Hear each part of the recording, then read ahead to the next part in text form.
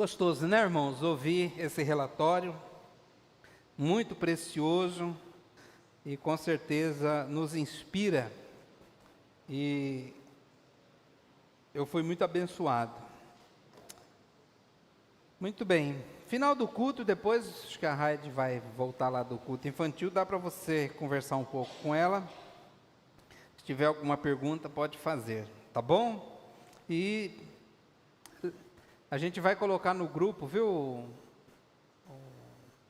pessoal da mídia aí, depois coloca os pedidos de oração no grupo da igreja, tá bom? Para o pessoal poder orar por ela também, nesses motivos de oração que ela passou aqui.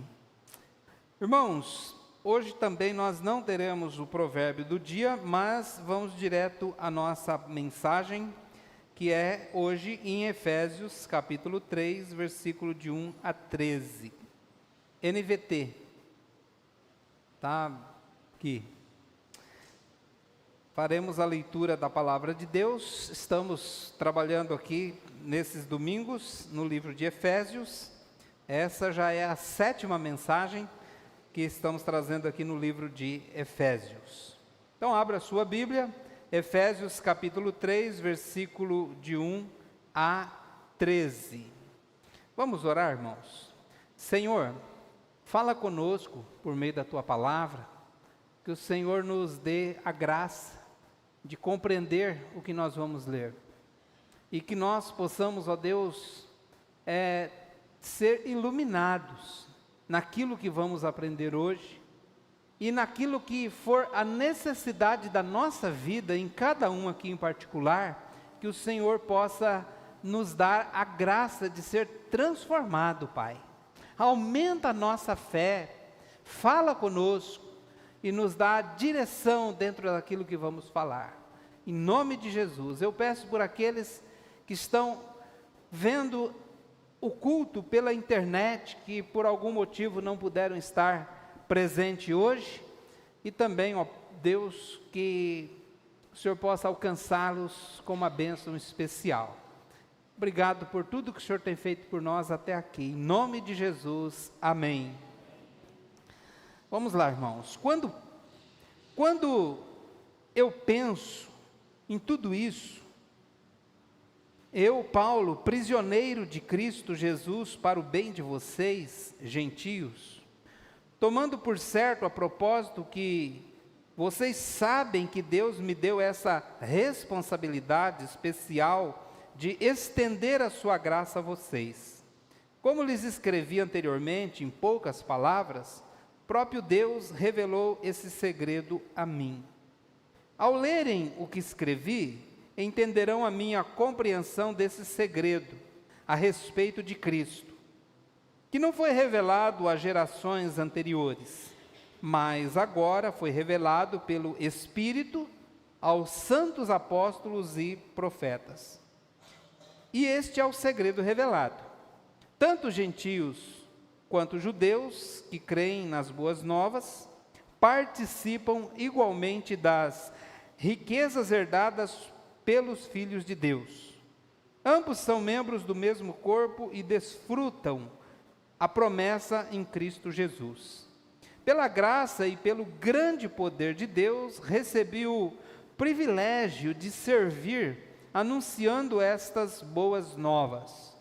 Ainda que eu seja o menos digno de todo o povo santo, recebi pela graça o privilégio de falar aos gentios sobre os tesouros infindáveis que estão disponíveis a eles em Cristo, e de explicar a todos esses segredos que Deus, o Criador de todas as coisas, manteve oculto desde o princípio.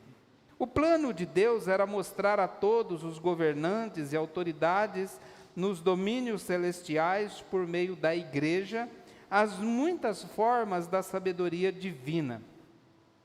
Esse era o seu propósito eterno, que ele realizou por meio de Cristo Jesus, nosso Senhor. Por meio da fé em Cristo, agora nós, com ousadia e confiança, temos acesso à presença de Deus. Portanto, peço-lhes que não desanimem por causa de minhas provações. É por vocês que sofro, a honra é de vocês. Amém, irmãos? Título da nossa mensagem é Segredo Revelado. Olha, vou contar aqui um segredo para os irmãos, mas vou pedir, por favor, que vocês contem isso para o máximo de pessoas que vocês puderem. Amém, irmãos? Glória a Deus. Então, o que é que Paulo quer que nós entendamos nesse texto? O que é que ele quer que a gente entenda? O que ele quer que a gente entenda é o seguinte: o Evangelho revela o mistério de que a salvação inclui a todos. Judeus, gentios, unidos por meio de Cristo, formando uma nova humanidade, que é a igreja. Conhecer esse mistério deve causar profundo impacto em nossas vidas. Eu vou repetir. O Evangelho revela o mistério de que a salvação inclui a todos, tanto judeus e gentios, unidos por meio de Cristo, formando uma nova humanidade, que é a igreja. E conhecer esse mistério deve causar profundo impacto em nossa vida. Vou dividir esse texto em duas partes. Primeira parte, vou chamar de revelação. Mistério revelado, versículo 3 até o versículo 5. E ele diz ali no versículo 3, já lhes escrevi brevemente. Eu creio que não se trata de uma carta que Paulo escreveu anteriormente, mas trata do capítulo 1 e o capítulo 2 desta mesma carta, aonde nós já trabalhamos, já ensinamos sobre isso aqui. Você pode assistir no canal do YouTube da igreja as mensagens passadas e entender o que Paulo entendeu aqui. Então, se você não ouviu as mensagens, está lá no YouTube, no canal da igreja. Procura lá que você encontra. Está organizado, inclusive, já numa playlist de Efésios. Então ele diz, eu já escrevi.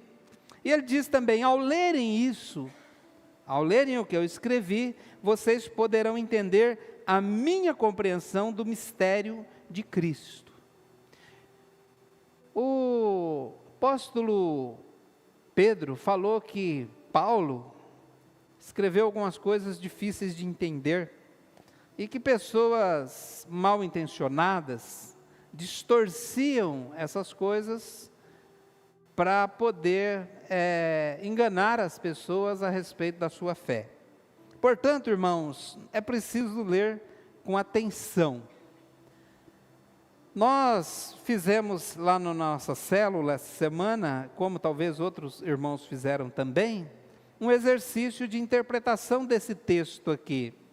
E algumas pessoas falaram, está difícil essa semana, né? Está meio complexo. E é difícil mesmo, assim, algumas coisas que o apóstolo Paulo fala. Mas eu vou tentar ajudar os irmãos aqui a compreender. Mas eu quero dizer que é fundamental compreender o texto bíblico. É proteção para a sua fé. Assim como no tempo apostólico, que muitos falsos profetas tinham saído pelo mundo, hoje nos nossos dias ainda mais, e mais rapidamente por meio da internet, mais rapidamente tem se proliferado muitos falsos profetas, muitas mensagens enganosas. Qual é a nossa proteção? É conhecer bem a verdade, conhecer bem o fundamento, conhecer bem a doutrina apostólica, para nós não cairmos em nenhum tipo de engano. Aqui o apóstolo Paulo fala do mistério de Cristo. Veja Efésios capítulo 1, versículo 9. Efésios capítulo 1, versículo 9, aonde ele fala ali disso. Veja lá, Efésios capítulo 1, versículo 9 e 10. Agora Deus nos revelou sua vontade secreta, a respeito de Cristo, isto é, o cumprimento do seu bom propósito.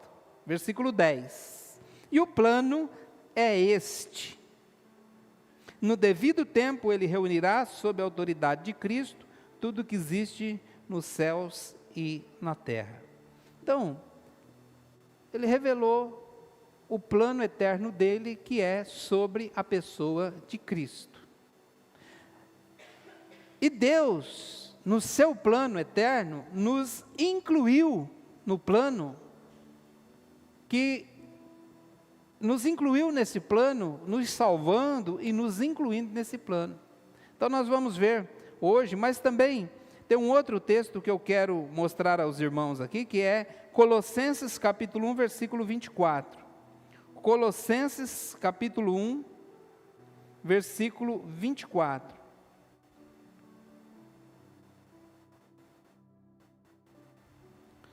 Alegro-me quando sofro por vocês em meu corpo, pois participo do sofrimento de Cristo, que continuam em favor de seu corpo, a igreja. Deus me deu a responsabilidade de servir seu povo, anunciando-lhe sua mensagem completa. Essa mensagem foi mantida em segredo por séculos e gerações, mas agora foi revelada ao seu povo santo. Pois Deus queria que eles soubessem as riquezas gloriosas desse segredo. Pois Deus queria que eles soubessem que as riquezas gloriosas desse segredo também são para vocês, os gentios.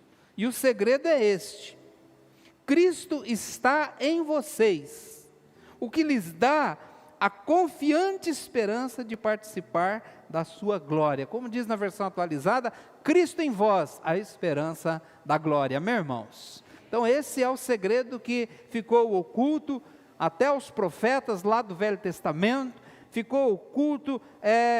Muitos naquela época queriam saber o significado de algumas coisas, mas a conta não fechava, não fazia total sentido, mas Deus guardou esse segredo e revelou agora ao seu povo santo. E o segredo é: Jesus Cristo veio ao mundo para salvar todos os povos. Amém. Então, meus irmãos, o mistério fala do efeito que Cristo fez, do feito, que Cristo realizou na cruz, que foi de abrir o caminho, não só para o povo judeu, mas também para o povo gentil, para que nós hoje pudéssemos ser incluídos no povo de Deus, recebidos por Deus mediante o perdão dos nossos pecados. Ou seja, a salvação que Deus oferece em Cristo é para todos os povos sem distinção. Esse foi o mistério que estava oculto e que foi revelado. Que nós fomos incluídos no plano eterno de Deus para a salvação. Não só o povo judeu, mas todos os povos foram incluídos no plano de salvação. E aqui nós temos no versículo 6, os detalhes do mistério revelado. Quais são os detalhes? Mediante o Evangelho, os gentios são, primeiro, herdeiros junto com Israel. São herdeiros junto com Israel. Isso está escrito lá em Romanos, capítulo 8, versículo 17. Romanos, capítulo 8, versículo 17. E 18, diz assim, considero que o nosso sofrimento de agora não é nada comparado com a glória que nos será revelado mais tarde, pois toda a criação aguarda com grande expectativa o dia em que os filhos de Deus serão revelados. Então, em Cristo Jesus, não só Israel, mas todos os que creem em Cristo se tornaram herdeiros de Deus. Então, ser herdeiro de Deus, co-herdeiros com Cristo, co-herdeiros com Israel, significa que por meio de Cristo, os salvos se tornaram herdeiros da herança celestial prometida por Deus. Isso inclui, irmãos, não só o acesso a bênçãos e as promessas, mas inclui acesso à vida eterna que Deus prometeu aos seus filhos. Amém? E também, em segundo lugar, ele diz que nos tornamos membros do mesmo corpo. O corpo aqui é o povo de Deus, é o corpo de Cristo. São aquelas pessoas que foram salvas por Cristo, que creram em Cristo, foram salvas por Cristo e se tornaram, então, o corpo de Cristo. E nós, pela graça de Deus e por meio de Cristo, nos tornamos membros do corpo de Cristo, como nós vimos na mensagem passada. Não somos mais estrangeiros e forasteiros, alheios às promessas neste mundo, sem Deus no mundo. Agora somos concidadãos dos santos e membros da família de Deus. Terceiro lugar, nós somos participantes das promessas em Cristo Jesus. O que significa isso? Versículo 6 ainda, ele diz que fomos participantes da promessa em Cristo Jesus, assim como os judeus. Bom, eu creio que provavelmente isso se refira ao dom do Espírito Santo que foi profetizado, foi prometido lá em Joel, e que em Atos capítulo 2 se cumpriu a vinda do Espírito Santo. Então, quando Pedro estava pregando, então, depois da vinda do Espírito Santo, estava pregando, e aí ele, depois de falar sobre quem era Jesus de fato, a Bíblia diz que o coração daquele povo ficou quebrantado. E eles falaram: e agora, o que faremos, irmãos? Aí eles falaram: olha, arrependam-se e cada um creia. E assim vocês receberão o dom do Espírito Santo, a promessa do Espírito Santo. Porque a profecia de Joel dizia: Deus vai derramar do seu Espírito sobre toda a carne, sobre todos os povos, de maneira que qualquer um, em qualquer lugar que invocar o nome do Senhor, será salvo. Essa promessa é para vocês e para todos aqueles que o Senhor Deus chamar. Porém, lá em Atos 10, versículo 44, quando Pedro falou, foi o próprio Pedro que falou, e essa promessa é para vocês e para todos que o Senhor Deus chamar. Não sei se na cabeça de Pedro, ele estava falando, se ele entendeu ali naquele momento, que a promessa era para todos os povos, incluindo os judeus e gentios, ou se Pedro entendeu ali que era só para o povo judeu. Provavelmente ele deve ter entendido que é só para o povo judeu, porque depois, quando ele foi falar com aquele centurião que não era judeu, antes Deus teve que trabalhar a mente e o coração de Pedro para entender a realidade que Deus estava estendendo a salvação a todos os povos. Pedro estava orando lá no terraço, por perto do meio-dia, e aí ele teve uma visão de um lençol que descia do céu, cheio de toda espécie de animais, quadrúpedes e répteis. E aí a voz falou: mata e come. Esses animais eram imundos ao judeu, os animais que estavam ali no lençol. E Pedro olhou aquilo, e dizia assim, repugnou, não, Senhor, credo, eu não como isso, sou judeu, E aí o lençol foi recolhido, depois voltou de novo, a voz: mata e come. E aí a voz falou assim: não considere comum, imundo aquilo que eu purifiquei. E aí o lençol foi recolhido, e Pedro voltou daquele êxtase que ele estava, e ele ficou meditando o que é que significava isso. Logo em seguida alguém falou: olha, tem alguém aí te chamando, e é para ir visitar um gentio. Então ele entendeu aquela visão, que Deus estava abrindo a porta do Evangelho também para o povo gentio. Mas lá em Atos capítulo 10, versículo 44, olha que interessante que diz aí. Quando Pedro ainda falava aqui com um grupo de povo gentil, que não era judeu, quando Pedro ainda falava, o Espírito Santo desceu sobre eles, sobre todos que ouviam a mensagem. Os discípulos judeus que o acompanhavam ficaram admirados de que o dom do Espírito Santo também fosse derramado sobre os gentios, pois os ouvia falar em outras línguas e louvar a Deus. Pedro perguntou: pode alguém se opor a que eles, os gentios, sejam batizados, agora que, como nós, também receberam o Espírito Santo? E ordenou que fossem batizados em nome de Jesus Cristo. Então, aqui Pedro entendeu que o Evangelho estava sendo estendido também aos povos gentios.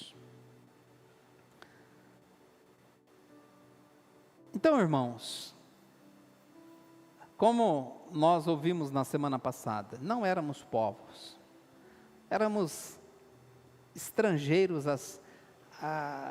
sem Deus no mundo, alheio às promessas. Era um povo que estava, de acordo com a linguagem de Paulo, é um povo que estava longe. Então, a Bíblia diz que fomos aproximados, e Deus abriu a porta do privilégio para que nós também pudéssemos receber a graça da salvação. Amém, irmãos? Creio que isso nos leva a refletir que o maior privilégio que um ser humano pode ter é o privilégio de fazer parte da igreja do Senhor Jesus. Terceiro lugar, o propósito do mistério revelado, versículo 10, agora do texto de Efésios, capítulo 3, ele diz assim: o plano de Deus era mostrar a todos os governantes e autoridades dos domínios celestiais, por meio da igreja, as muitas formas da sabedoria divina. Então, não sei exatamente o que é que Paulo estava dizendo aqui.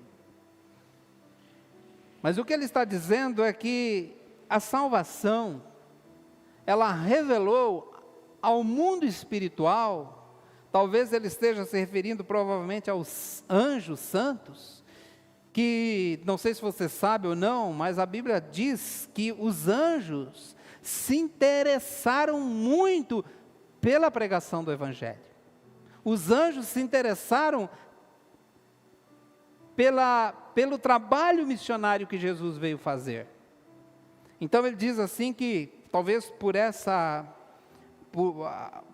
por esse interesse que os anjos tinham, admiração pela sabedoria de Deus, em revelar esse plano, e eles poderem ver esse plano que foi arquitetado lá na eternidade, se cumprindo, e Deus no controle de todas as coisas. Então diz assim que, através da igreja, ficou claro a multiforme sabedoria de Deus diante do mundo espiritual. Talvez seja até diante do mundo espiritual demoníaco, aonde eles puderam entender, sim, que Deus executou um plano de salvação. Essa multiforme, quer dizer, multifacetas, as várias formas da sabedoria de Deus sendo usadas para executar o plano da nossa salvação. Então, irmãos, esse é o plano revelado. A segunda parte desta mensagem, então, é comissão. A primeira é revelação, a segunda é comissão. Não podemos deixar de falar também de que como esse plano eterno de Deus impactou a vida do apóstolo Paulo.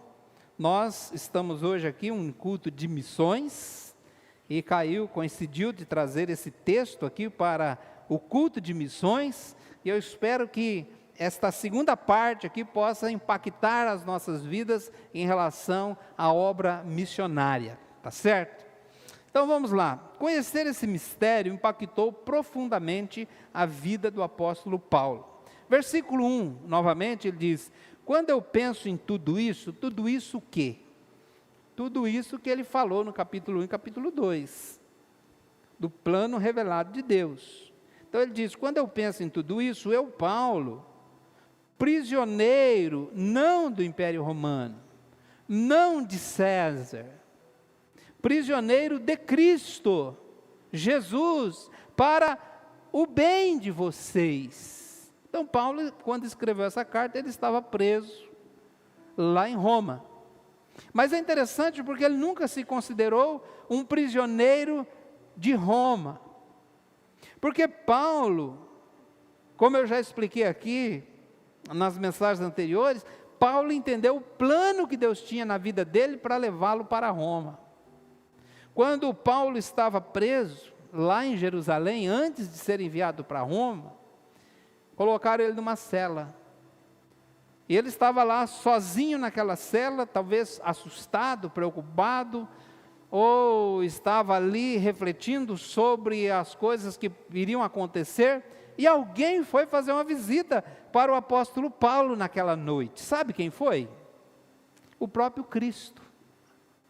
Ele foi visitar o apóstolo Paulo ali na prisão, se colocou do lado dele, e falou para ele assim: Paulo, coragem. Já pensou que ao ouvir isso do próprio Cristo, estando na prisão por pregar o Evangelho? Jesus falou, texto que a gente decorou, né? Fala ali, versículo 19 de Mateus 28, mas no versículo anterior ele diz: eis que estou convosco todos os dias, quer dizer, o versículo posterior, diz que estou convosco todos os dias. Jesus nunca desamparará a sua igreja e nunca desamparará os pregadores do Evangelho. Então ele se colocou ali do lado de Paulo e falou: Paulo, coragem. Assim como você testemunhou do meu nome aqui na Judéia, você vai testemunhar do meu nome lá em Roma. Você vai pregar o Evangelho dentro das dependências do palácio de César. Então Paulo nunca entendeu que a ida dele para Roma foi um acidente de percurso. Ele sabia que Deus tinha um plano. Então aqui ele diz: Paulo, prisioneiro de Cristo para o bem de vocês, gentios.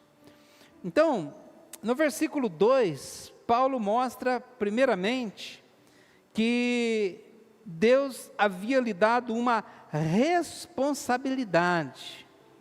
Versículo 2 diz: tomando por certo a propósito que vocês sabem que Deus me deu essa responsabilidade especial de estender a sua graça a vocês. Paulo não apenas teve o privilégio de receber a revelação de Deus, mas teve também, foi incumbido, da responsabilidade de levar esta revelação, de levar esta mensagem a todo um povo, o povo gentil. Queria que você pensasse, já parou para pensar que o fato de nós estarmos hoje aqui no Brasil, em Campinas, em 2024, finalzinho de 2024 já, nesse culto, adorando ao Deus vivo e verdadeiro, aqui reunidos como igreja, é porque Paulo aceitou essa responsabilidade, irmãos. Quando chegar lá no céu, dá um abraço nele.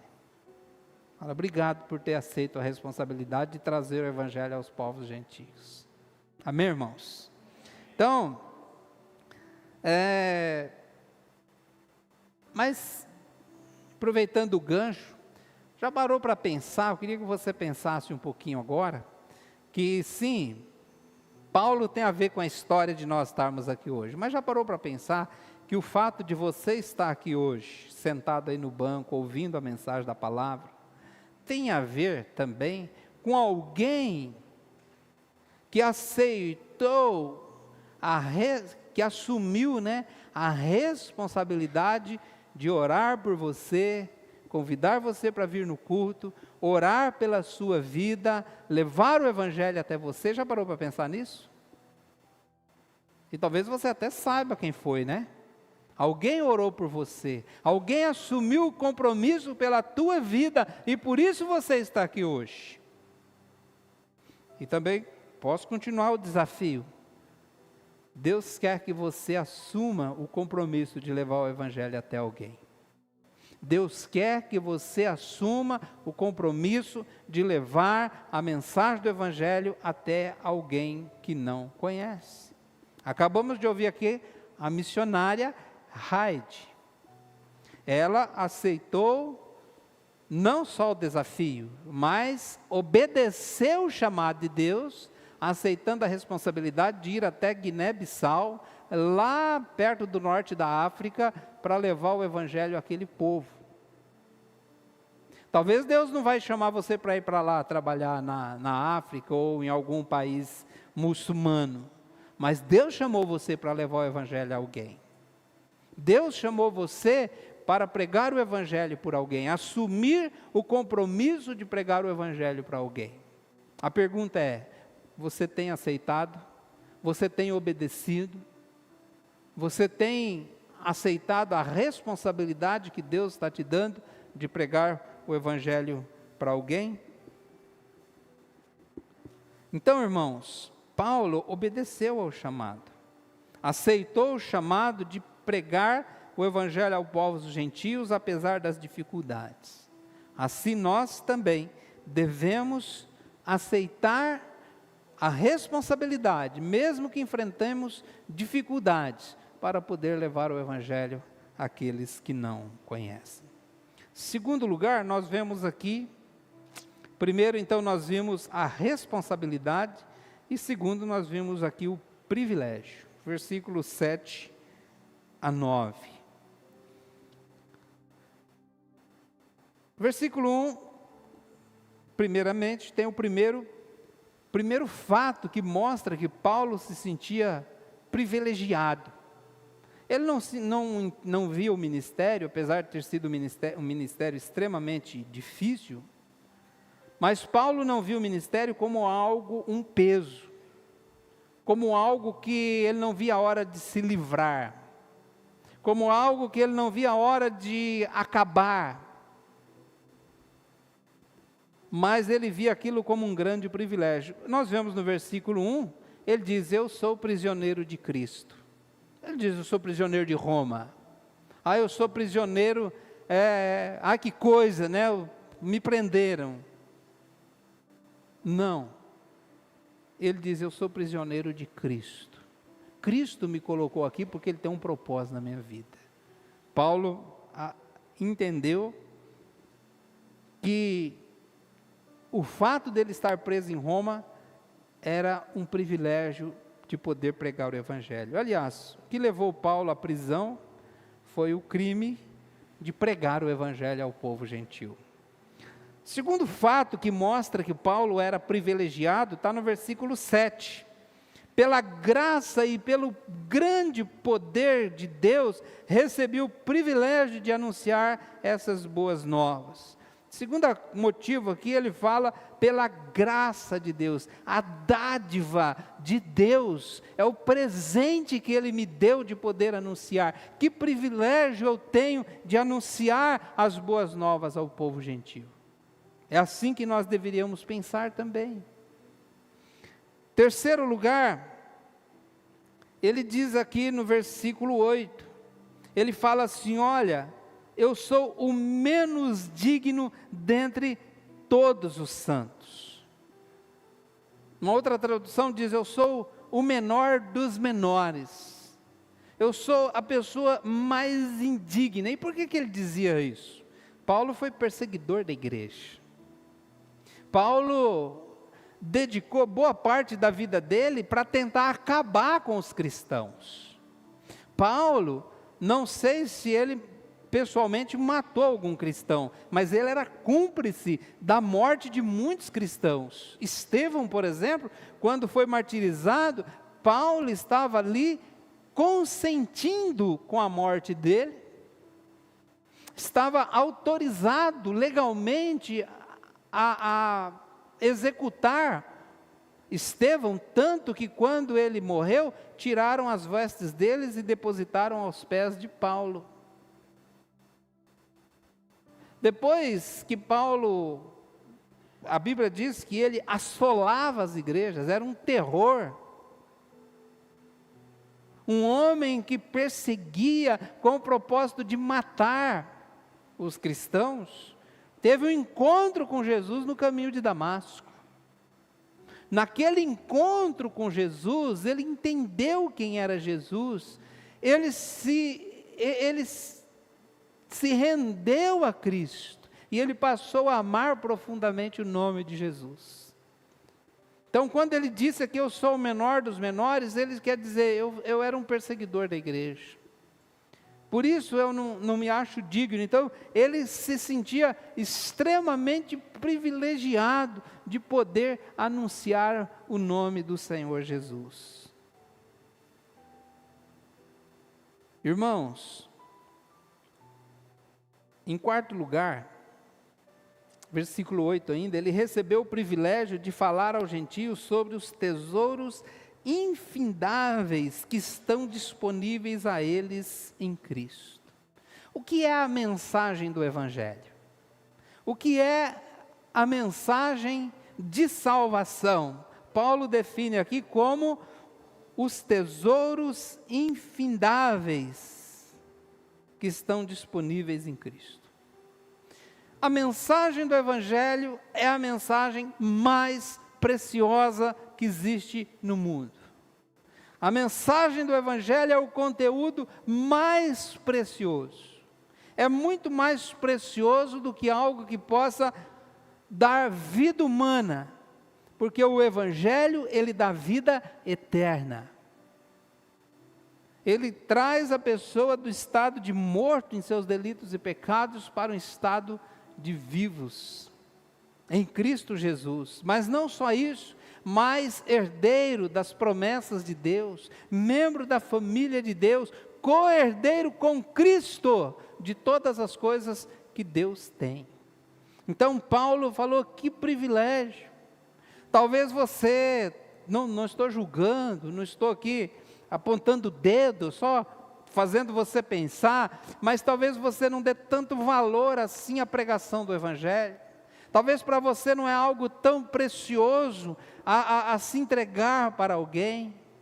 Talvez falar da vitória do seu time é mais importante do que falar do Evangelho. Talvez não é algo que queime no seu coração. E sabe por que não, irmãos? Se caso for, talvez você não entendeu que dentro do Evangelho, na mensagem do Evangelho, estão os tesouros infindáveis que podem ser encontrados em Cristo. A mensagem preciosa. E Paulo entendia muito bem isso. O coração de Paulo queimava. Ele queria levar essa mensagem aos que não conheciam. Em último lugar, Paulo se sentia privilegiado, porque ele recebeu o privilégio dado por Deus de explicar a todos o segredo de Deus, o Criador de todas as coisas. O segredo que Deus, o Criador de todas as coisas, manteve oculto desde o princípio. Nem os anjos entenderam, nem os profetas do Antigo Testamento, nem Moisés, nem Isaías, nem Jeremias, nem Daniel, pôde compreender completamente aquilo que foi revelado à igreja, como ele diz aqui aos santos apóstolos e profetas, foi revelado. Toda a história do Velho Testamento fez sentido em Cristo. Jesus se tornou a revelação principal. E ali Paulo falou, que coisa. Eles não puderam entender, mas foi revelado a nós, a nossa geração. Que privilégio poder contar agora e revelar o segredo de Deus. Então, por todos esses motivos, Paulo se sentia privilegiado de poder anunciar as boas novas do Evangelho. Para terminar aqui, Paulo faz duas implicações dessa mensagem. A primeira está no versículo 12. Por meio da fé em Cristo, agora nós, com ousadia e confiança, temos acesso à presença de Deus. Nós temos acesso à presença de Deus. Não por algo que nós fizemos, mas por aquilo que Cristo Jesus fez na cruz do Calvário, nós temos acesso à presença de Deus. A segunda implicação está no versículo 13. Portanto, peço-lhes que não desanimem por causa das minhas provações. É por vocês que sofro, a honra é de vocês.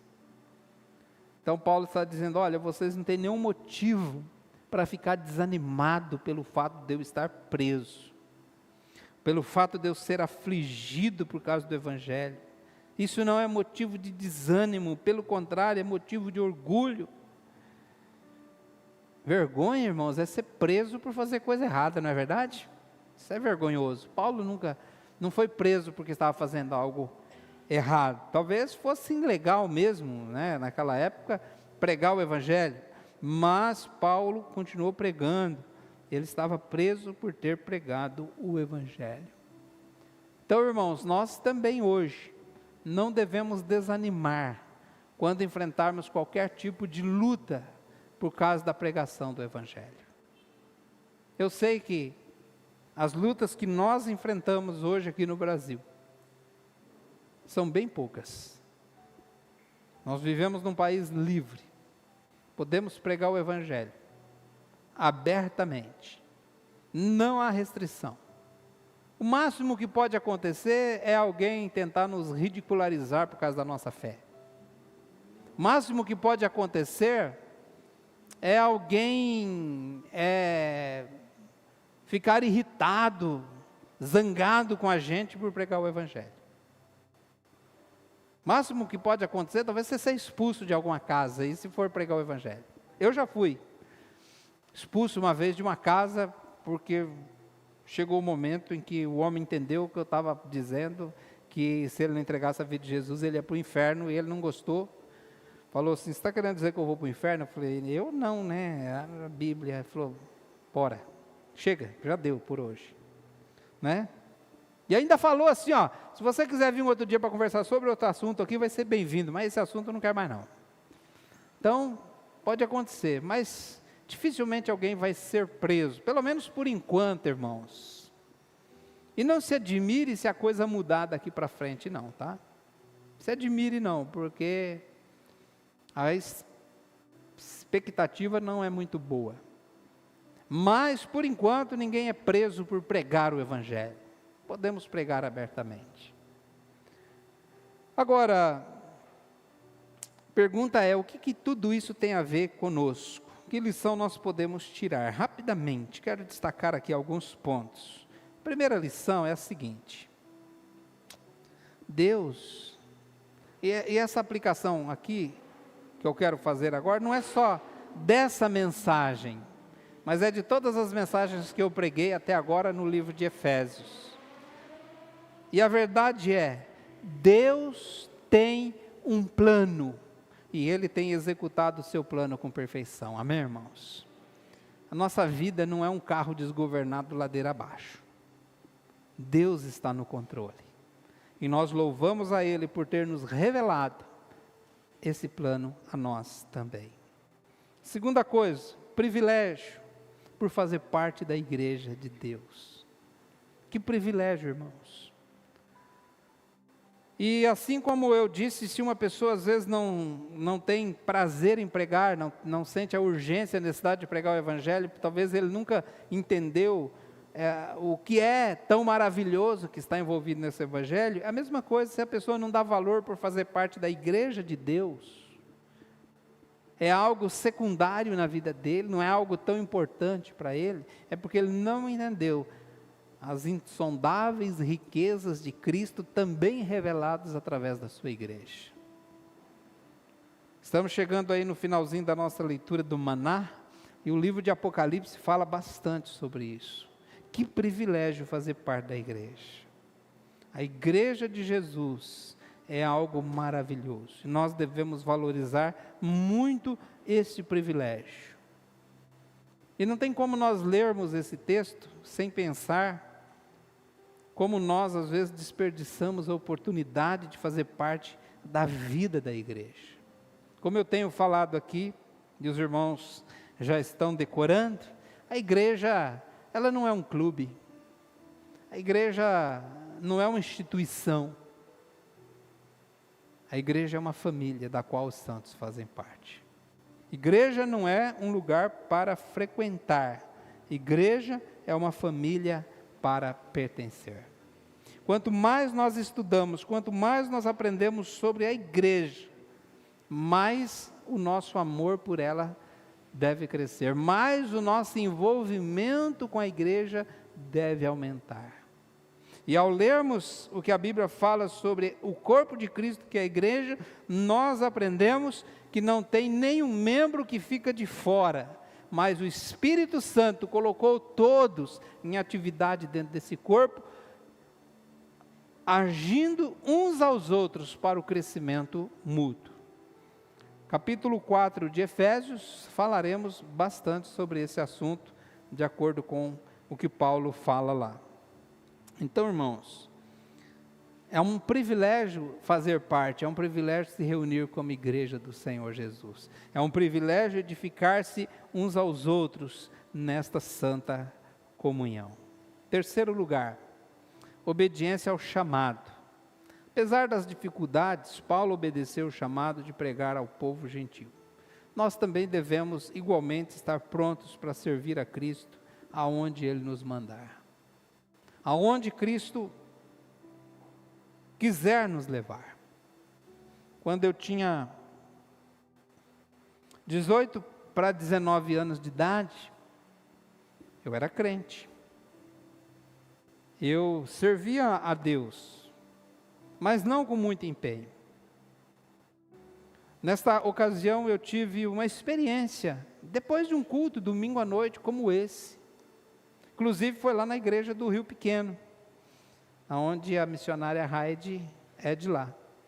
Foi num culto, o pastor Dorivaldo estava pregando aquele dia. E aquele dia eu tive uma experiência profunda com o Senhor. E depois do culto eu conversei com o pastor, expliquei para ele que tinha passado por alguma coisa ali que estava falando profundamente, ardendo meu coração, queimando meu coração. E o pastor, com muita sabedoria, me orientou a dizer o seguinte: vá para casa, dobre os seus joelhos, em oração pergunte, o que o Senhor quer que eu faça? Qual é a tua vontade na minha vida? Eu voltei para casa, dobrei meu joelho, na beira da cama ali, e fiz uma oração bem curtinha. Falei, Senhor, qual é a tua vontade na minha vida? O que o Senhor quiser que eu faça, de hoje em diante, eu vou fazer. Sabe o que aconteceu, irmãos? Deus mudou completamente os rumos da minha vida. O problema, quando o apóstolo Paulo estava no caminho de Damasco, levando cartas de autorização para prender e matar cristãos, ele teve um encontro pessoal com o Senhor Jesus. E naquele encontro pessoal, tem uma lenda que diz que ele caiu do cavalo, né? A Bíblia não diz isso, fala que Paulo caiu por terra, não diz que ele caiu do cavalo. Caiu do cavalo fica por conta de quem pensar assim. Paulo caiu ali por terra, e que depois que ele caiu por terra, que ele teve esse encontro com Jesus, você lembra o que é que Paulo falou?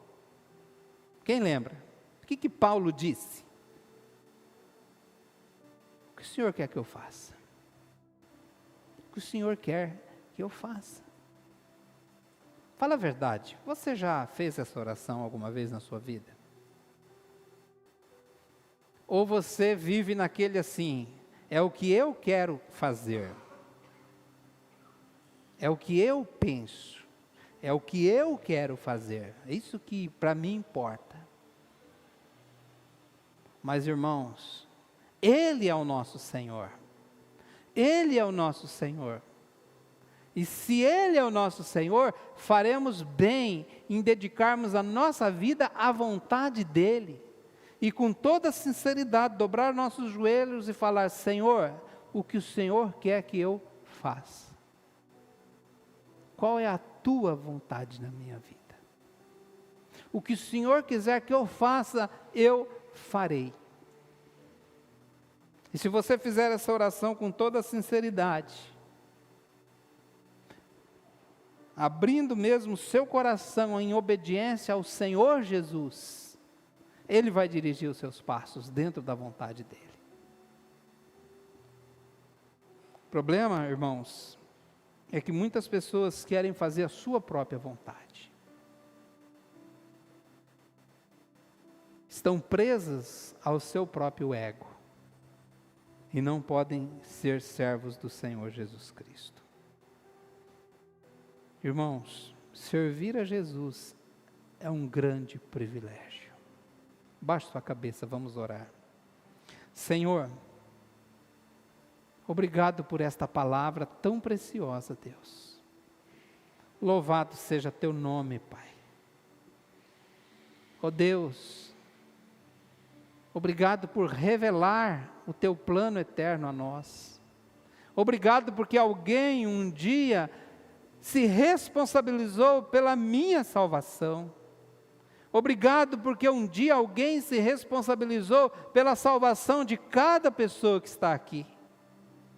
Mas, Pai, que nós também possamos entender, Pai, que nós precisamos se responsabilizar pela salvação de outras pessoas. Ó Pai, às vezes nós estamos querendo fazer a nossa vontade, o que nós queremos, a nossa perspectiva, mas, ó Pai, nós devemos entender que Jesus é quem manda, é Ele que comanda a igreja, e Pai, nós devíamos orar com sinceridade: Senhor, faça a Tua vontade na minha vida, abençoa-nos nessa noite, abra o nosso entendimento, abra nosso coração, quebranta o nosso coração dentro da Tua vontade, é o que eu te peço, Pai, em nome de Jesus, amém, amém. Fábio, tem aviso? Vai não? Hoje não? Então tá bom. Tem alguém que tem aviso? Tem um vídeo para passar? Passa aí para nós então.